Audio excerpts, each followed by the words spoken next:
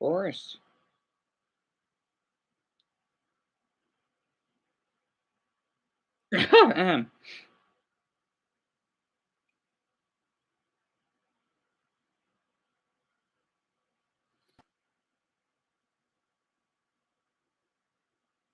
All right, it's good. Good. I see the dots moving.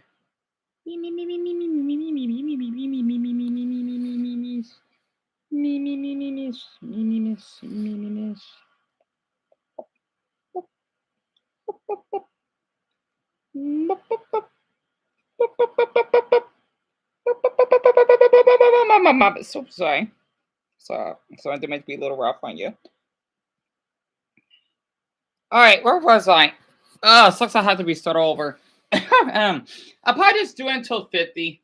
And mainstream as Mario Kart. It's nearly impossible to imagine Nintendo switching up the core gameplay to this degree, but that's exactly what they did with the fourth entry to the Wait, series, what? Mario Kart Double Dash. Only 63? That's it? Mario Kart Double Dash should be like in the top 30. Now, I know it's like, I mean, of course, Mario Kart Deluxe, Super Mario Odyssey, Super Mario Galaxy 1 and 2 should be like in the top 10. Super Smash Bros. Ultimate should, pardon me, possibly be in the top 10. No, I think it should be in the top 10. Why is Mario Kart Dash only at 63? It's a classic. It's the only Mario Kart mechanic that you can actually use two characters at once. And I'm eating I'm eating another piece of Danish. So, Dumbo, you chose Forest. That's a cool choice there. And the storm has stopped mostly, so I finally hear it. That's good. So I didn't know that you had a storm that roamed in.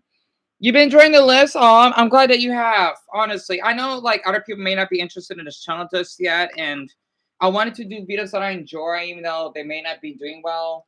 Like the Mario Kart YouTuber that I mentioned, because I feel a little jealous that he got such success, even though he's been doing it for so long. Because I've always wanted to talk about gaming, just because of all the YouTube drama, news stuff. It's just tiring. But why is Mario Kart Dash 63? With this game's iconic two-character karts, this is the only game in the series allowing two players to race together, with one in control of items and the other in control of steering. This allowed for mechanics we've simply never seen again, such as the titular double dash or a slide attack, which allows racers to steal items held by other racers. Speaking of items, oh yeah, true. Special items, I where forgot. certain character combinations can unlock specific items such as the Chain Chomp, Bowser Shell, or Giant Banana. By far the most unique Mario Kart game, Double Dash also introduced choosing a kart beyond just the standard go-kart, was the first entirely 3D game in the series, as 64 used 2D sprites for racers and items, includes the most players in a race in the game's history with 16 players if using the GameCube's LAN adapter, and it featured an electric lineup of 16 tracks. While obviously that's not a lot looking back, the tracks that are here are incredible, and it feels like variety was one of the core Peach Beach, one of them. Drive Right Devs, I love that track. This game was Toadette's first ever appearance. She was created for this game, which is kind of nuts to think about, given that now she's popular enough to be playable in mainline Mario type. Yeah, also she was on the Does Your Door. I love Toadette. She is such a great character. She was also Mario Party 6 and 7. Sadly, she wasn't in Mario Party 8. Or no. Pardon me, she was. All in all, Double Dash is one of the few entries in the Mario Kart series you can still argue completely holds up, because nothing else has even come close to replicating its hectic main gimmick. Whether it's the now small but still stellar track selection, or arguably the best battle mode in the series, all the content in this game works in tandem with the two racers per kart mechanic to carve out its own weird local multiplayer niche within the Mario Kart franchise, and what a fun niche it is. Mario Kart DS makes this fair crowning achievement of being the first. I haven't played it though. That was good. The task was simple for this one. Make a proper 3D Mario Kart that runs on the DS and didn't look like whatever this is, and call it a day. But they went above and beyond, giving us kart customization, kinda, 3 more cups than Super Circuit, with retro cups taking courses from across the franchise. First-time characters like Dry Bones, Shy Guy, and even Stinking Rob. Yeah, I completely thought this was Wally as a kid for some reason. But on top of all of that, a brand new mission mode with unique boss fights and challenges. A mission mode, mind you, that still hasn't returned in any Mario Kart to date. Yeah, this game packs a serious... I want to say something, because people didn't bring this up, right? In Mario Kart Deluxe, they need to bring back the customizing your your cart. I don't know how they're going to do it. Bring back the missions. And well, they probably will bring back. Well, they have a Mario Kart Deluxe already, but once Mario Kart 9 gets released, they need to bring back when it comes to the online matches. My brother's back. And I blew up my candle, by the way, so I want to make it last longer. They need to bring back the team feature. And see, this is how much I've used already. That's an hour and a half worth. So I'm going to make this last.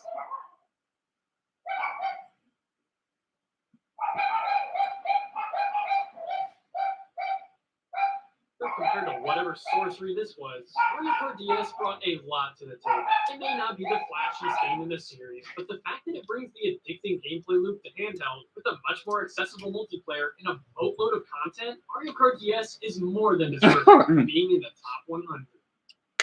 All right, this is definitely The Legend of Zelda. For one, it's single. Damn, 1986? It's been on that long? Oh my goodness! I forgot how old Zelda is. Created one of the most important series Nintendo has. But on the other hand, this game hasn't aged well. Zelda has gone on to become Nintendo's third best-selling series, just behind Mario and the Wii games. And time after time, they have put out groundbreaking entries that exude creativity and innovation. These games are some of Nintendo's most polished and content they've ever put out. However, this is what it started from.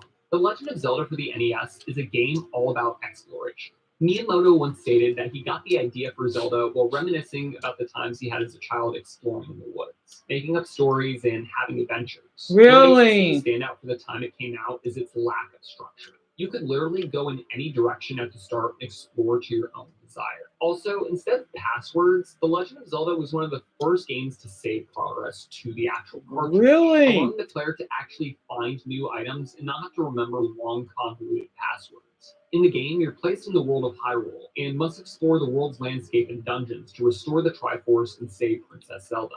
Sound familiar? The gameplay is about what you'd expect from an NES game. The combat is fun, and the difficulty scales with your progress. Exploring the world feels like a wild adventure, just like the one Miyamoto describes. However, almost 40 years after its original release, the game has some glaring holes that make it almost unplayable to a modern audience. Wow. For instance, some secret rooms are practically impossible to find without a guide. Like, really, am I supposed to just bomb every single wall until something magically happens? True. There's legit no hint for this in the game. However, what this game did do was create a blueprint for future Zelda games that would come later. And for that alone, this game stands as one of the most influential games of all time. In 2007, Kirby's 15th anniversary rolled around. Despite Nintendo not bringing any attention to the actual anniversary, HAL Laboratories started developing a remake for the SNES's Kirby Superstar. And I heard of it, yes. A year later in 2008, we were in for a Superstar Ultra? Sets itself apart from other Kirby games, having many returning and new different game modes. Starting off here with Spring Breeze. Being a simplified remake of Kirby Dream Land itself, this is your typical run-of-the-mill 2D Kirby experience, but it's a great one. It's always a joy to play through anytime I go back and revisit this game. Beyond Spring Breeze, as you complete different game modes, more unlocked, featuring Dynablade, the Great Cave Offensive, which we'll get to later, and the fan favorite Meta Nightmare and more. There's so much content here. Seen this game though. I think Superstar back on the SNES was the first game in the franchise to feature multiplayer. Moving to Superstar Ultra, it took a once limited mode and now allows you to play multiplayer in every mode featured in the game, even utilizing the DS's download play, which is so damn fun. And like I mentioned earlier, one of my favorite parts of this game is the newly enhanced Metroidvania-like mode, the Great Cave Offensive. Offering a new game mode concept that wasn't seen at this point in the Kirby franchise, you dive into this massive cave where you can find treasures, defeat enemies, and explore all the Great Cave has to offer. Oh yeah, and speaking of enhancements upon the original, something that's often overlooked is the backgrounds of the levels you're on. Now, I know this sounds really strange, but hear me out. They seriously look stunning, and I think it really adds a whole new depth to your gameplay. So much so that I wish we could have explored these backgrounds in and of itself. And I can't forget the music. The Kirby franchise is well known for having charming and fun tracks riddled throughout the game, but Superstar Ultra is one of my personal favorites, featuring bangers like Mass DDD, Big Boss, and even some chill tracks like My Friend in the Setting Sun. They just couldn't miss here. Kirby Superstar Ultra took a great Kirby game and made it even better when coming to the DS. Introducing cutscenes, new copy abilities which can now What time aid is you in it? solving 4:14. I need to go to the other levels, room soon. bite-sized enjoyable game modes, and a ton of new content. This whimsical Kirby adventure has earned its rightful place in the top 100. Earthbound. Oh boy, I've heard of Earthbound. Now the thing is, I never played it because I heard that was only in Japan. I've always wanted to play it though. I mean, well, when I was younger, I had a big crush on Ness. So hope Darren won't be offended because I thought he looked Chinese, right? And I thought he was really cute because I like boys that were into sports when I was like really young. But I always heard about Earthbound, like when I played Melee. You would have the description of the trophies, right? And they say that Earthbound was only Japan. They would say Japan only. That means it has never been released outside the US. But of course, that was back then. So I never got a chance to play it. It taps into our childlike innocence and makes us question where the time has gone. It makes you want to simultaneously run back to your mom and give her a hug, and also leave home and go on an adventure. Earthbound is the story of this adolescent dissonance. Everything about this game is downright incredible. The contrast between the cozy game aesthetics of the early game to the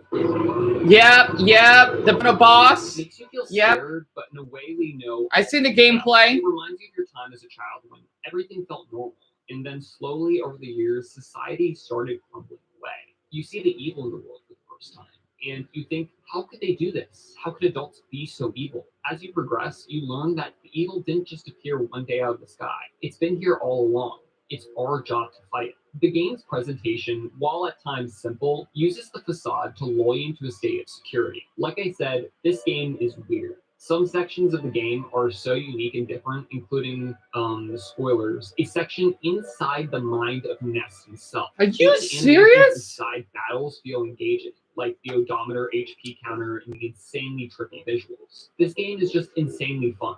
Talking to the NPCs really is one of the highlights of this game. The gags and jokes add so much to the atmosphere of this game that once you're back to following the story, it feels like a living, breathing world, one that you have to protect at all costs. I love Earthbound. It's a game about growing up and learning to accept the evil in the world, but not letting it control you. It's a senseless fight, but one worth fighting. Sorry, I do that a lot. I love the Switch sound effect. And Earthbound is the So, oh, Darren, that's right. I don't know what word that means. So it's before Undertale that came out. Right. Yeah, Dumbo, you heard of it, but you never played it. Yeah, because I used to see like a lot of gameplay over on YouTube when I was much younger. But Mario has been around even longer. Yeah, by a year. But if we're talking about Jumpman, then that'll be a half a decade longer. I don't get two shits about sports. Darren, I don't blame you. The reason why I basically play sports because, well, I was kind of pressured to play them. Plus, well, I had to play one of them in high school. It was mandatory. As an elective, right, to graduate. Even though, like, I had to try it first, and then if I don't want to try it anymore, I can, because I did golf, right? I did enjoy it. You know, it was a lot of work. Maybe that's why I find golf pretty. I know people think it's boring. It's not that boring. You just gotta be really good at it. Okay, you just gotta be like the outdoorsy type to not find it dull, right? Because I play Mall Golf Toadstool Tour, so that's probably why I don't. Thanks to the all sports games I played growing up, I don't find sports as boring, but I'm just not really into them that much. So I get where you're coming from. And there's something wrong about that there. And yeah, and Earthbound reminds me of Omar. I heard of Omori, yes. It's an acronym for non-playable. That's what NPC means? Because they act weird in the background. Okay, that is so strange because people keep making memes of NPCs. Yeah, you like to switch sound, Dumbo? I'm not the only one. And yeah, I did play golf for like one semester. I think it was 2 semesters, I think. I know I played it in the beginning of the school year. I think it was only 1 semester. Yes, it's named Molotov Toadstool Tour, and then the new one, which sucks, is Molotov Aces. I think I don't remember the name of it. It's called Super. Like I don't care about the game that much. It's called Super Rush. I think. NPC is basically a character if it's controlled by an AI. Oh, that's why they have those repetitive movements. Oh, Darren, I didn't know that.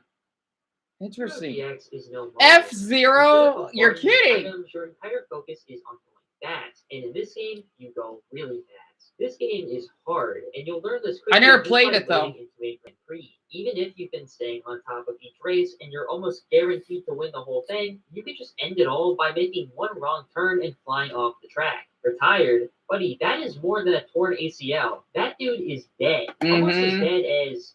Never mind. Yeah, it kind of sucks that this game was essentially F-Zero's last hurrah, because it's just straight up sick, and don't expect it to get any easier. Believe me, some of these levels are absolutely insane. It looks It's like fun. Super Monkey Ball with cars. Yeah, There's also yeah. a surprising amount of content. In a lot of ways, it feels like an arcade title, but there's also a ton of characters and tracks, and even an entire story mode with its own cutscenes. Really? These are awesome. Okay, the acting isn't that great, but look, Captain Falcon has hair. What? In all seriousness, F-Zero GX is the type of game. No where wonder, you no wonder I had a can crush on stop him and when I was start younger. having fun, even if you Yeah. suck at the game like I do.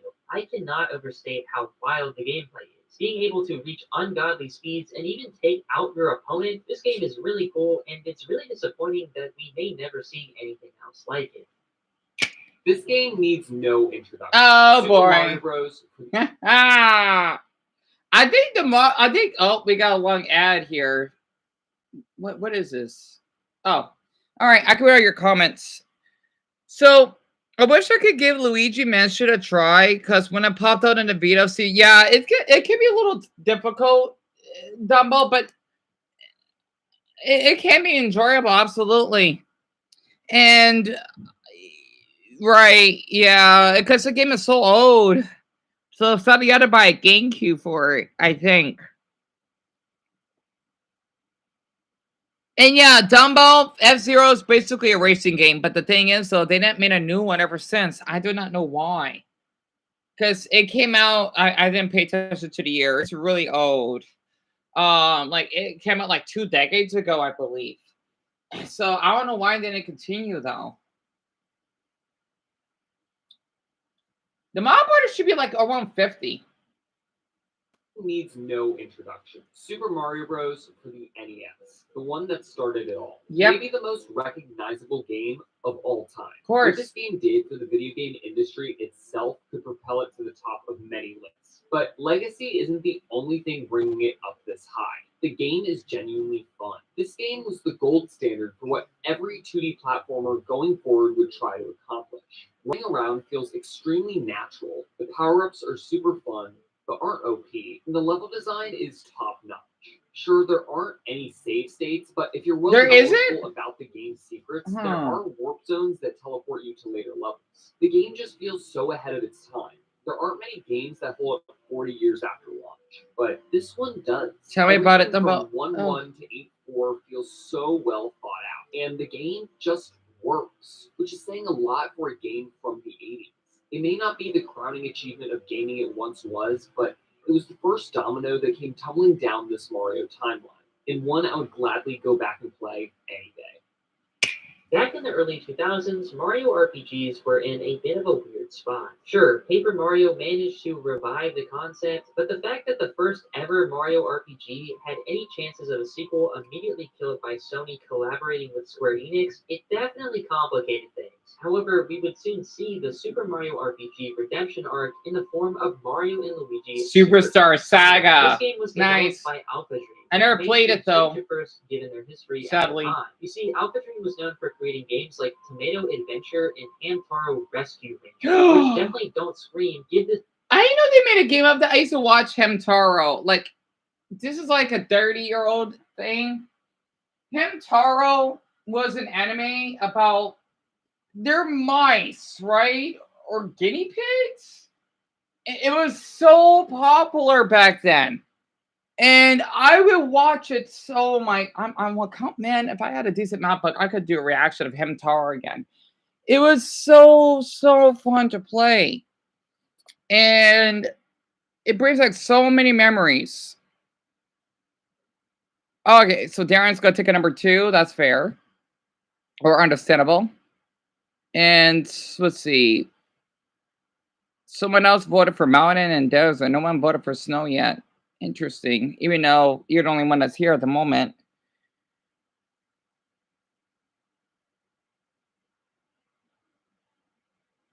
Yeah, F-Zero is a cool name, isn't it? Yeah. Yep, it is the first Mario game.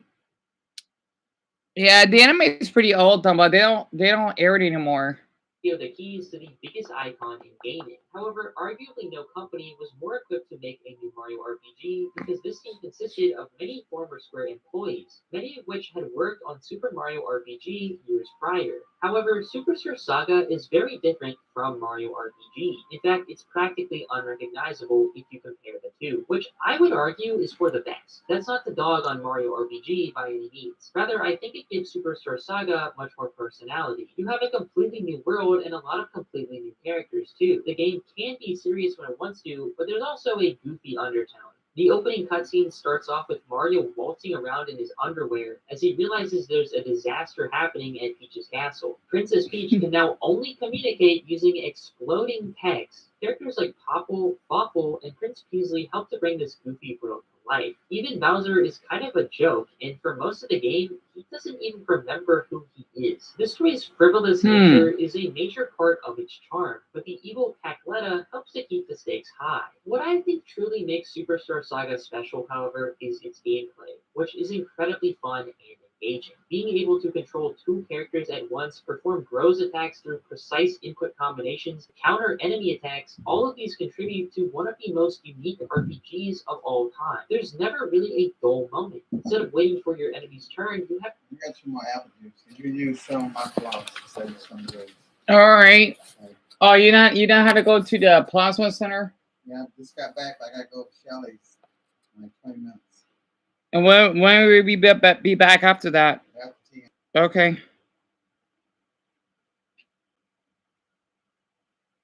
And then your cards went 3. You had to worry.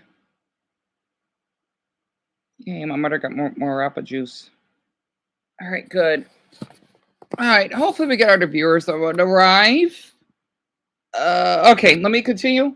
Constantly be on your toes. These battle mechanics really make you feel like you're playing a Mario game rather than just an RPG. It's honestly kind of difficult to even describe this type of gameplay. Obviously, it's turn-based, but it's also more than simply selecting the right moves at the right time, since you have to perform precise input combinations, whether it's your turn or not. This game is essentially a real-time turn-based RPG, and I don't really think there was any other game like this before Superstar Saga. I'm so glad that this game became a series, because the concept is so perfect. Over the years, we've gotten to see so many new characters, worlds, and stories, and we really only have Mario and Luigi's Superstar Saga to thank for that. There's something truly special here, which is why it's so awesome to see the series continue on, even with a few hiccups.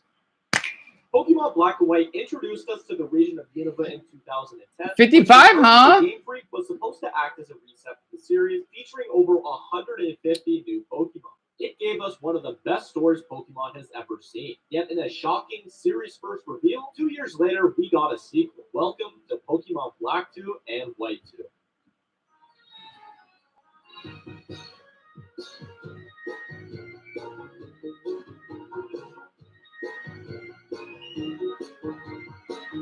Visually, this is the best 2012 ever looked, especially in battle. The animations of the Pokemon are some of my favorites in the series. Same here. Really knocked it out of the park. With a blend of 2D and 3D elements, it's really appealing to play through. Running through places such as Castelia City and seeing your perspective change from 2D to 3D is so smooth and satisfying. Game Freak pushed the DS to its limits and gave us a sneak peek to their vision for Pokemon's later transition to 3D 2 years later. These games take a 2-year time jump, giving us a new protagonist and having us start off at the other end of Unova in Aspertia City rather than Nuvema Town in Black or White 1, which, funnily enough, is the last town you visit. In this game, we get introduced to a polarizing character in Colrus, who is one of the main bosses and part of Team Plasma's attempt to take over the region. Team Plasma is split down the middle, one half being loyal to N and protecting Pokemon, and the other half being the former. By the end of the story, it gives a very satisfying and heartwarming ending to N's story arc and perfectly closes off the Unova chapter. A lot of Pokemon fans have hoped that Game Freak will revisit Unova and complete the trilogy of games, but in my opinion, it's perfect as it is and it doesn't need to be disturbed.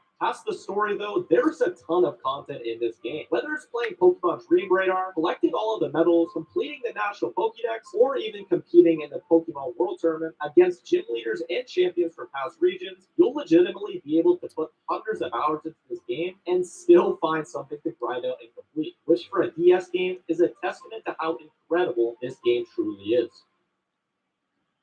Welcome to your island paradise. Animal Crossing New Horizons is such an... It's only at 54? That's it? Why is it so low? Animal Crossing, this is during COVID. This should be like in the top 20. Because I heard that this is like one of the best, it's probably like the best Animal Crossing game, I agree, that's ever been designed. And basically of all time. Like literally, I've always wanted to play Newer Horizons because there's so much stuff to do. Not to mention that you can actually just choose the avatar of your character. Like if they want to wear glasses, if they actually have colorful hair.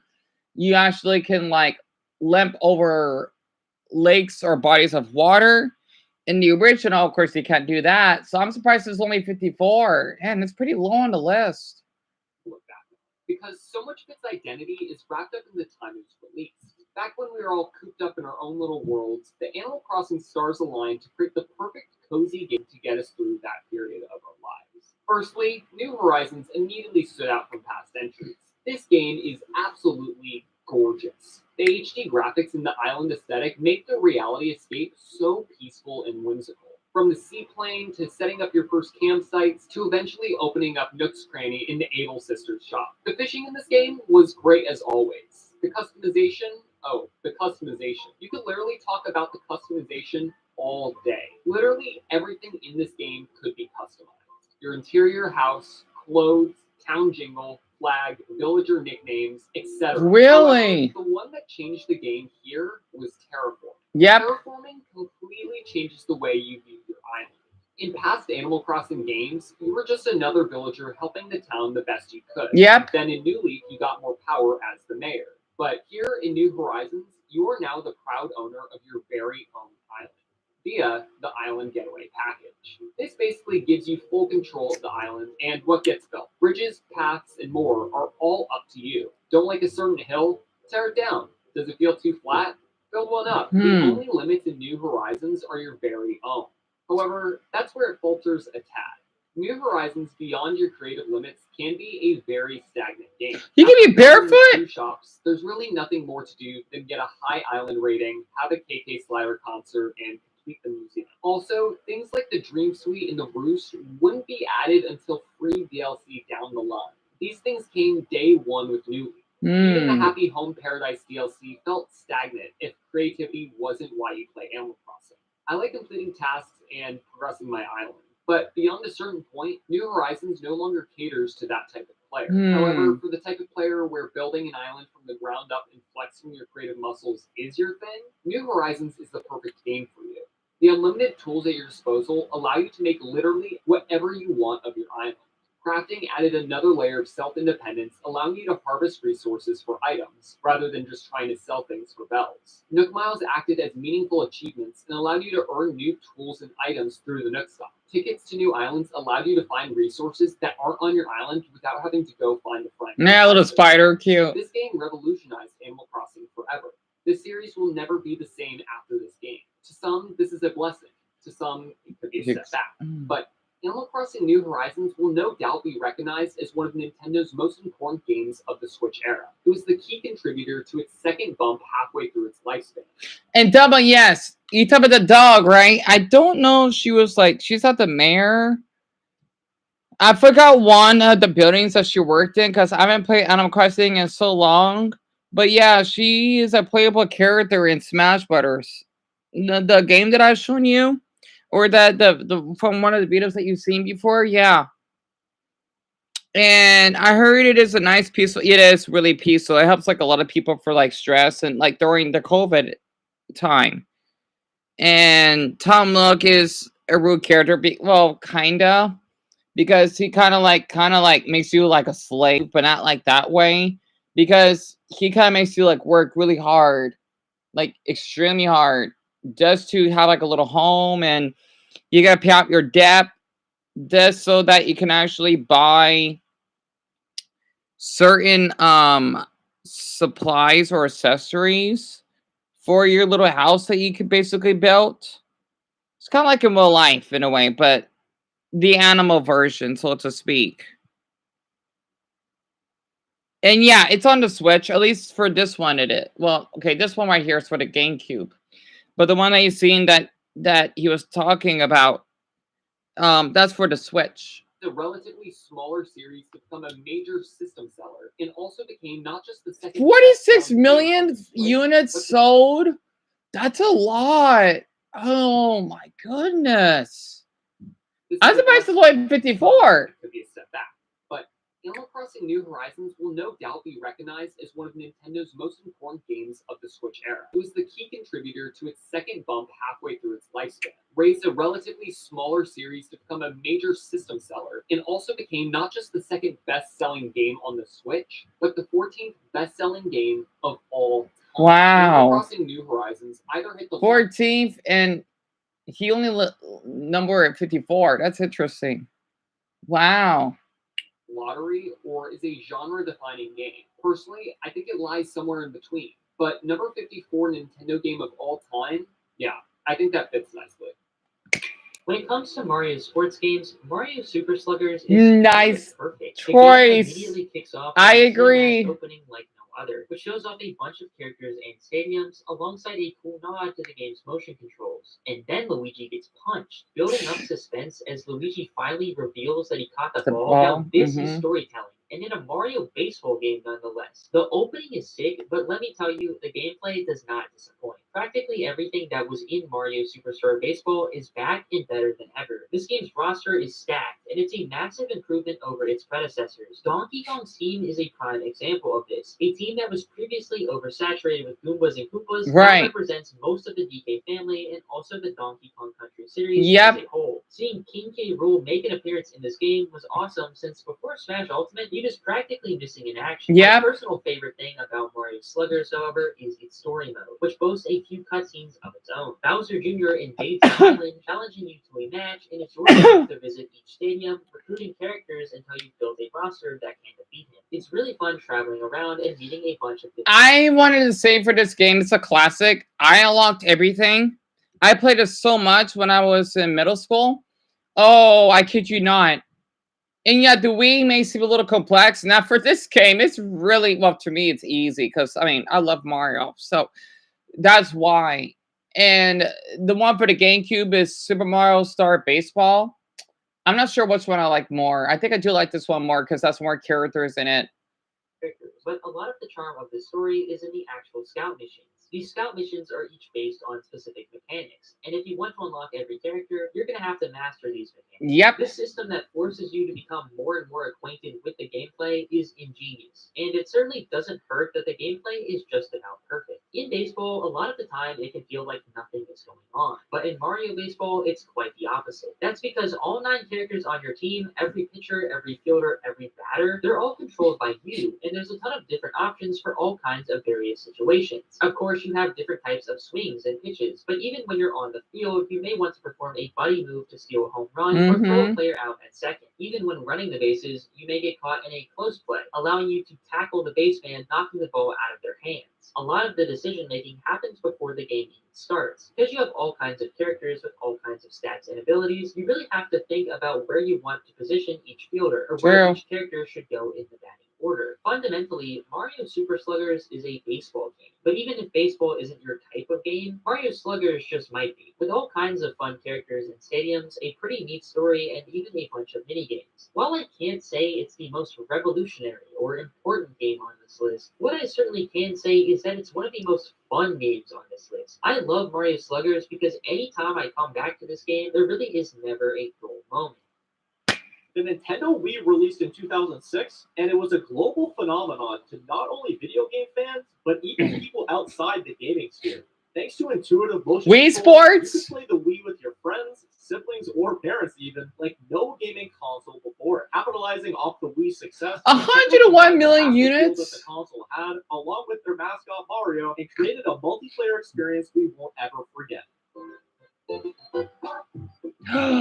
Oh yeah, I didn't get a chance to play this. Released in 2009 worldwide, Super Mario Bros. Super Wii. Mario Bros. Wii was the first 2D Mario game capable of local multiplayer and helped to define a generation of games that we now know as the New Soup series. You were able to play as Mario, Luigi, or Blue and Yellow Toad as, shocker I know, you go on a mission through 8 worlds to save Peach from Bowser. Featuring some of the greatest 2D Mario level designs to date, whether it's World 1's classic 2D Mario feel, World 3's snow and icy feels introducing us to new ice-based power-ups, or World 7's clouds, the possibilities were endless. Speaking of the worlds, there was a mini-boss standing in your way before every world completion, and those bosses were the Koopalings, who made their grand return for the first time since Super Mario World. New Super Mario Bros. Wii had a very unique... Yeah, I don't know what New Soup means.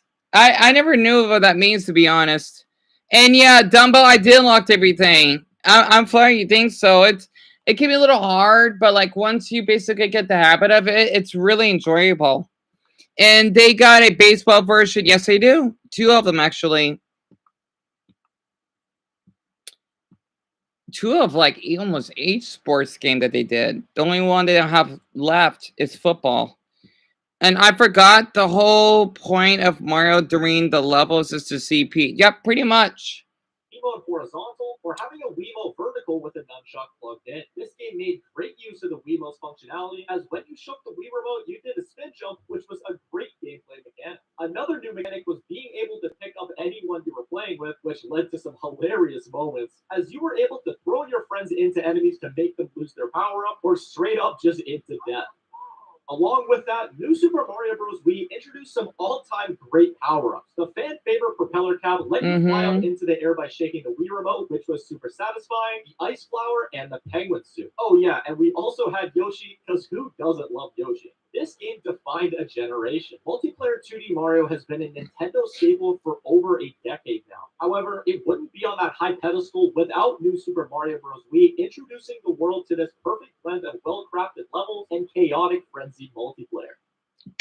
Any piece of media launching a brand new IP is naturally incredibly important in establishing the tone, gameplay, story, and presentation of said new universe. But you could argue it's the first sequel that determines whether you're looking at a one-hit wonder or a new bastion in the entertainment industry. Splatoon 2 takes the 2015 original and bombastically proclaims, yeah, this is a Nintendo series now, instantly standing amongst the likes of Legend of Zelda and Mario.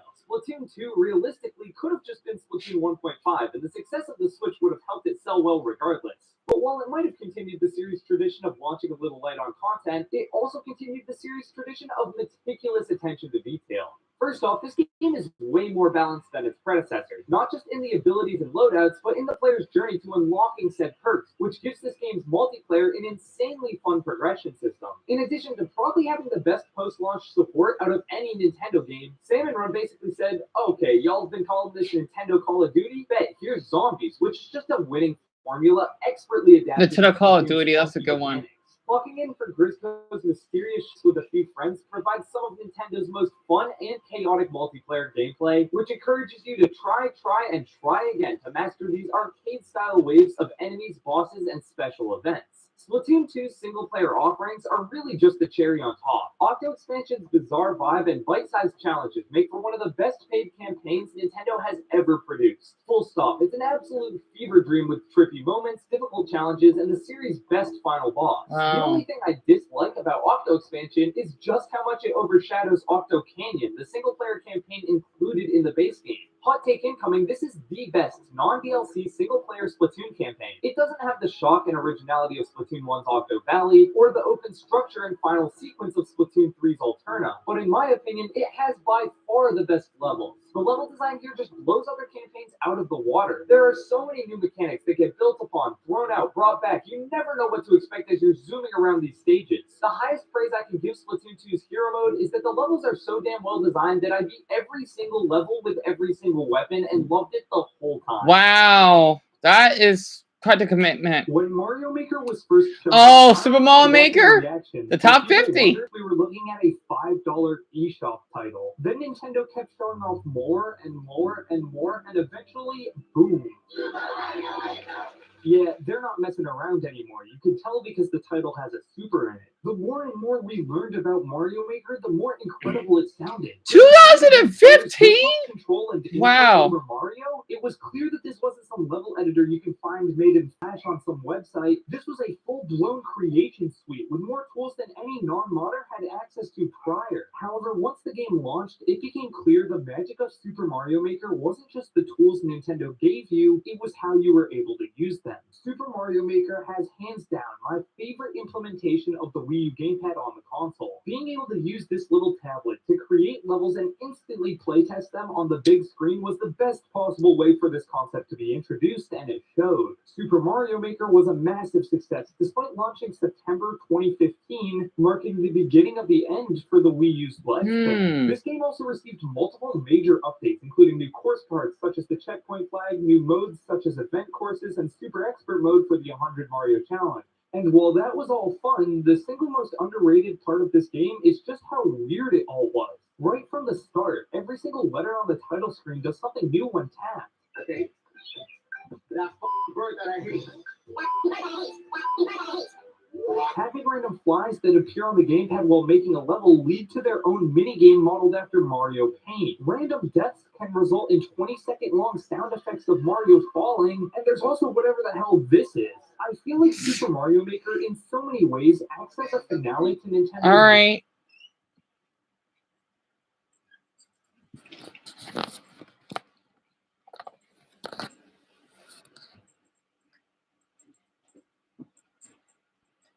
Yeah, oh yeah, done. But that's right. You said that in the comments. I forgot that I read that. Is Super Mario Maker the one where you can make it? Yep, done. But that's correct.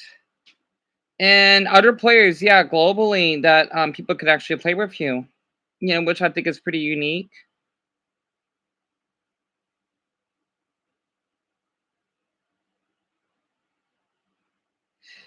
Yeah, for Animal Crossing was that many units, which is really shocking to think about. Plus, I noticed that you're the only one that's here right now.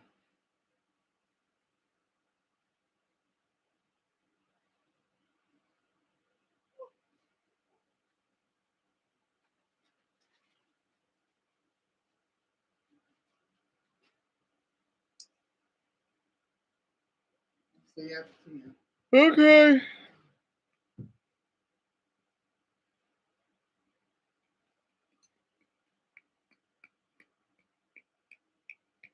Yeah, she's going back to work, but she'll be back at 10.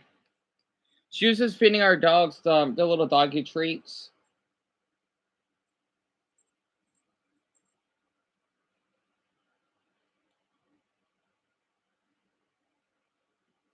Damn, this video is so good. So, Next time I'll get you the blue burritos.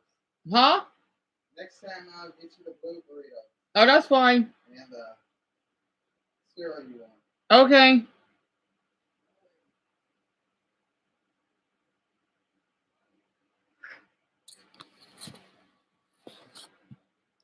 Wait, the stream is frozen? Is it working now?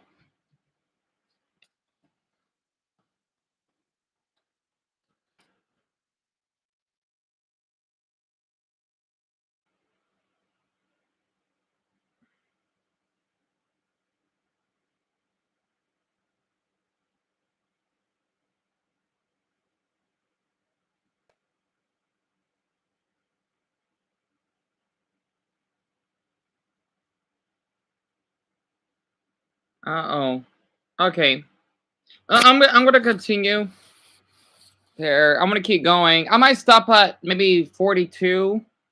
I'm liking this list so far. And most experimental era. Does this mean Nintendo is playing it safe now? No, I definitely wouldn't so. But the 3DS and Wii U were Nintendo at their quirkiest, funniest, and most off the wall. For a lot of people, this irreverent humor, these inside jokes, became Nintendo. Oh, Darren, welcome back. Perception becoming cleaner and more akin to the multi-billion-dollar. Hold on, let me turn off this fan in the living room.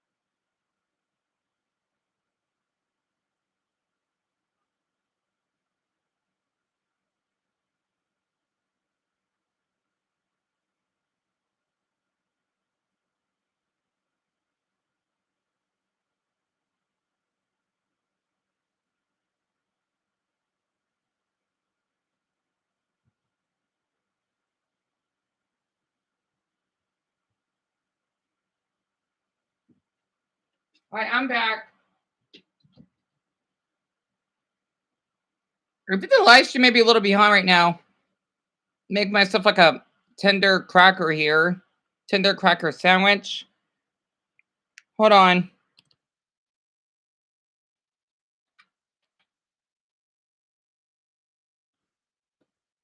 All right, hopefully it doesn't freeze again. All right, where were we? Super Mario Maker comes across as one final weirdly bizarre title that also managed to empower the player with creativity, giving us the ability to step into Nintendo's shoes and make our own Mario levels for the first time. What an incredible game this was.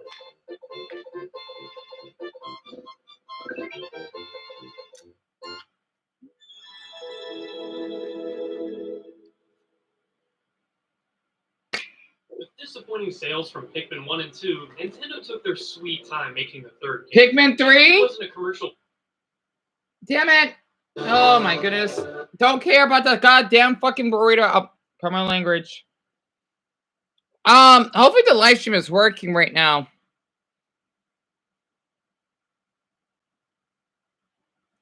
I don't know why, but that commercial kind of barters ad, whatever is that.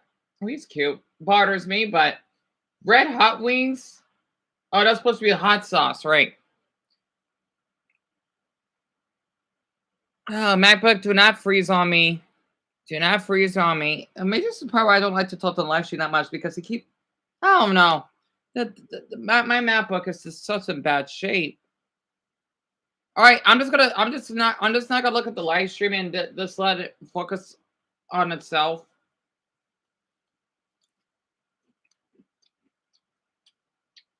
Nintendo took their sweet time making the third game. The GameCube wasn't a commercial failure by any means, but it certainly wasn't the ideal console to launch a brand new IP either. That's why the third Pikmin game had a lot of pressure on its shoulders. It not only needed to be a good sequel to an already stellar formula, but capture a wider audience than the few million it got on the GameCube. But with the third game coming out the launch year for the console after the Wii, Nintendo's most successful console of all time, it finally seemed like Pikmin was going to get the attention it always deserved.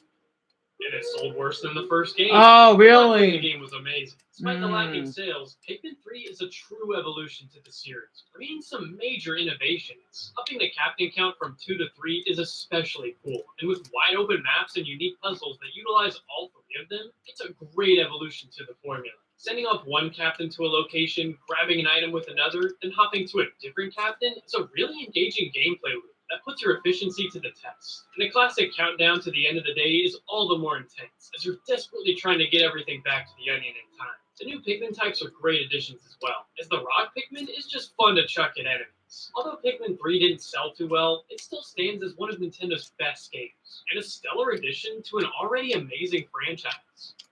The original Star Fox on the SNES was revolutionary. Yeah, as it was I agree. Nintendo's first foray into the 3D space, utilizing groundbreaking technology. For the time, many hoops had to be jumped through, however, for the game to even run, such as limiting the background to 2D, compressing the overall image quality, and including a specifically made chip inside the cartridge to boost the console's performance. All's to say, when the N64 was released and Nintendo's best franchises were officially upgrading to 3D, Star Fox was one step ahead, with the team being able to take everything they learned from the first game and enhance it with much more powerful hardware on the N64. And they did exactly that, releasing the iconic Star Fox 64. Star Fox 64 takes everything that worked from the first game and amplifies it. In this game, the story and gameplay are largely the same, with you playing as Fox McCloud, along with your squad, as you save Corneria in your R-Wing. And not only does the graphical leap stand this one apart from the original, but Star Fox 64 utilizes a new route mechanic compared to the first game. Instead of choosing your route at the start of the game, you can now influence which level you'll go to next, depending on what you do in each level, which allows you to choose an overall easy, medium, or hard route. And by hard, yeah, it means hard. This is a really cool addition. Some of the requirements to reach different levels being genuinely difficult at times. And with such a bump up in gameplay quality, this adds a stupid amount of replayability. Overall, Star Fox 64 stands as one of the best games from the N64, and easily one of Nintendo's best. Oh, Wii Sports? I mean, at least it's a top 50. Some may say that this game is just detective, but if you were to make a list of the most played video games of all time, this has got to be near the top. I agree. The game is fairly simple. However, that's what makes it so special. You didn't need years of video game knowledge to play Wii Sports. Things like camera controls and controller knowledge that come second nature to gamers are thrown out Because the thing window. is, the reason why it's so up because everyone that owned a Wii or bought one, like a bundle, Wii Sports came with it.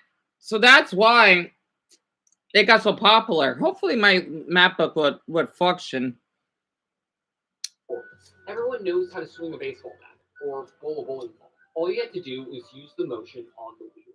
This game itself brought on Wii mania. People could not get enough of the Wii's motion controls, and Wii Sports single-handedly got the Wii into many people's homes. I'd even go as far to say that it was the second Trojan horse of Nintendo. Pretty much. Rock got the NES into people's homes, Wii Sports got the Wii into people's homes. However, this time, the gimmick was justified. It was something so unique to the gaming industry that Nintendo's competitors spent years trying to copy them. Everyone wanted a bite at that motion controls pie, but the game that brought everyone together was Wii Sports. For a game that has as little actual content as it actually does, the game always feels fresh and dynamic. I believe that comes from its social aspect. Not many games are able to pull this off well, but when they do, they're able to enhance a game's replayability 1,000-fold. Sure, you could play Wii Sports to earn medals and climb the ladder, but most of the time, it was just you and your friends bowling strikes and hitting dingers. It was you teaching your grandpa how to hold a Wii remote, and then 2 games later, he's kicking your butt in bowling. The barrier to entry to this game was so low that it was able to bring everyone together. No one feels intimidated by Wii Sports.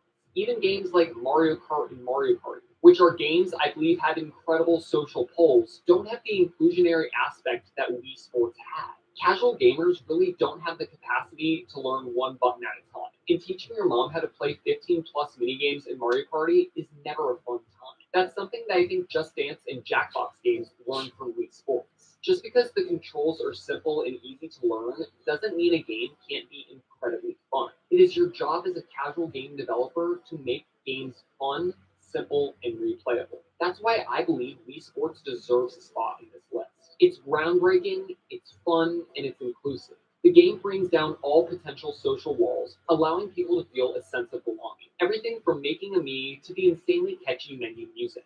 Wii Sports is for everyone. While Mother 3 is definitely Oh! one of Nintendo's greatest games of all time, there's one big problem. You can't play it. Well, unless you speak Japanese, you're probably not going to enjoy it. Yep. Nintendo originally planned to release the game in English back when it was Earthbound 64, but after years of development purgatory, it ended up being released on the Game Boy Advance and only in Japan. There's all kinds Lucky. of speculation as to why it wasn't released in other regions. Maybe Nintendo considers the game to be too offensive for a Western audience. Too offensive, really? Which is really thoughtful of them to be concerned of that. I didn't know that. Yeah, no wonder I didn't know that Mother. That's what's called Mother 3, I think. Was never released here in the States. Particularly though, Nintendo just thinks the localization would be more work than it's worth. That being said, it's kind of difficult to rank a game that's virtually unplayable. I mean, there's really no official way for a native English speaker to enjoy this game. True. No official.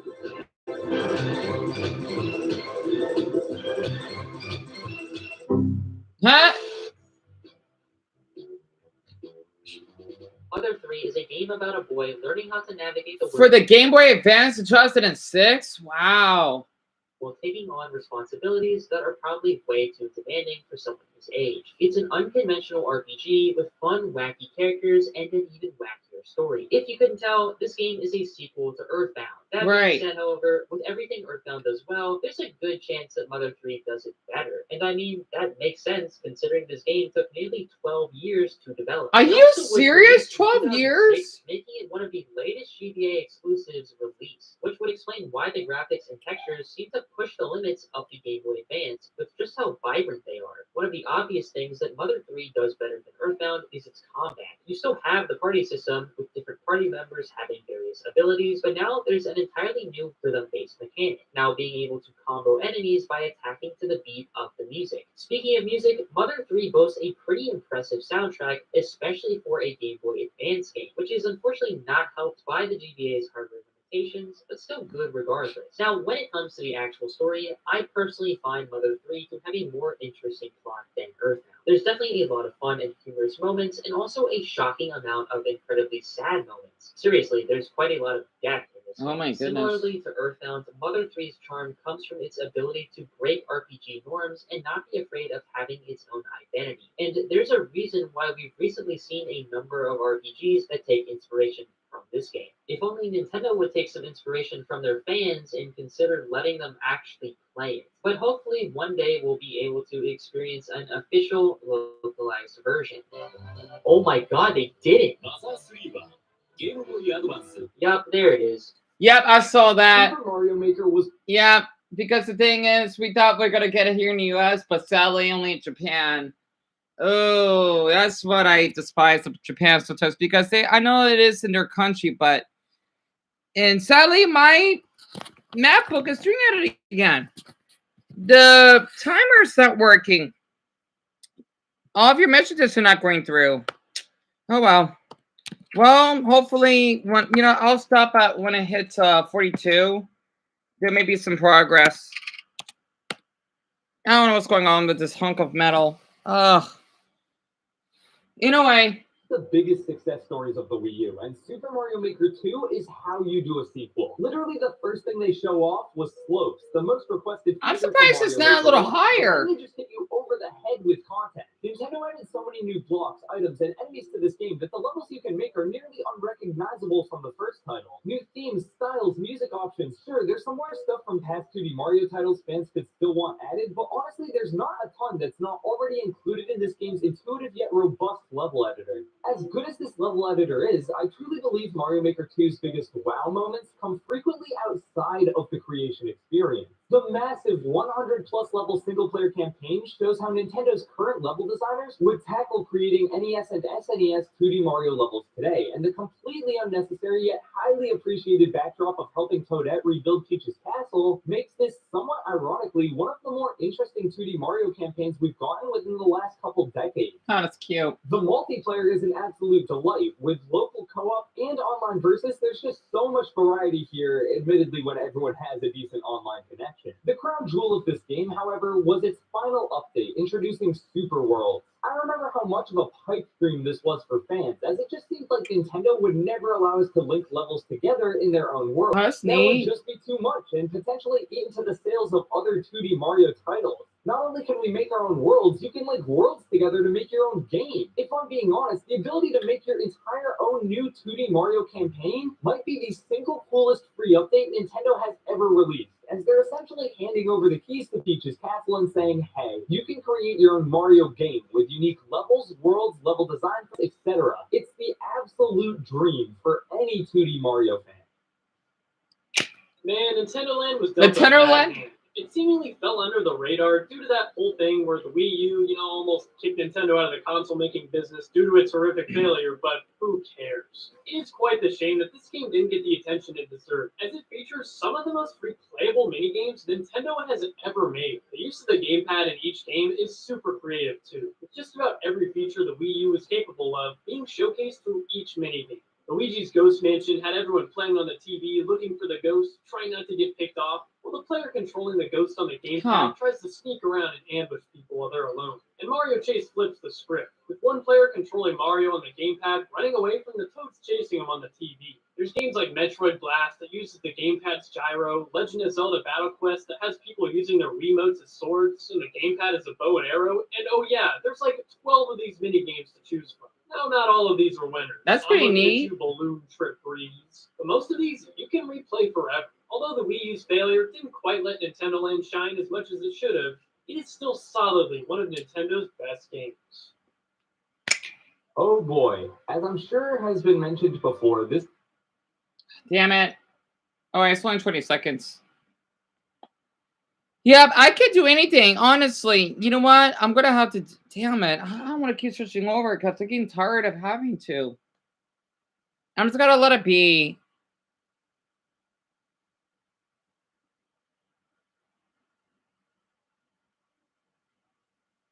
Yeah, Darren, I know there's a lot of ads, isn't there?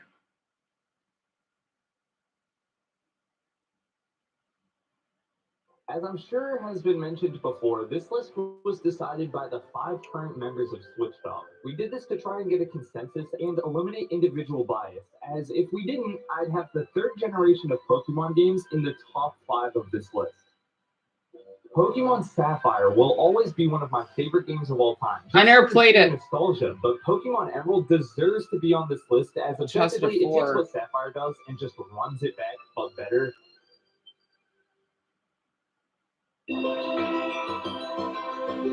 Hoenn is one of the best Pokemon regions ever, with its diverse geography and weather effects lending to villages on rafts or perched amongst treetops, on a beach, or in a mountainous crater of a meteorite crash. The theme of this generation is learning to live in harmony in nature, which, when you think about it, is an absolutely perfect theme for a Pokemon game. Whether it's instantly being greeted by mover Pokemon helping you move into your new home at the start of the game, or keeping the evil teams from completely upsetting the Pokemon ecosystems, entering in a Pokemon contest, or stopping the legendary Pokemon from creating an eternal flood or heat wave, the intricate balance between nature, humans, and Pokemon is an integral aspect to this series, and in my opinion, Gen 3 shows off that balance the best, leading to a world that feels more alive than modern Pokemon games, despite being restricted to the Game Boy Advance graphical. You know what? I'll do this one more time. This MacBook is just not working with me. I'm sorry, you two. I'm going to have to do this one more time. It's just, I'm tired of how it's like 42 minutes late. I know I do a lot of sections, but I just hope that the others would, if you ever have any other viewers, they will understand that I'm just too poor to do decent videos. Let me close the tab again.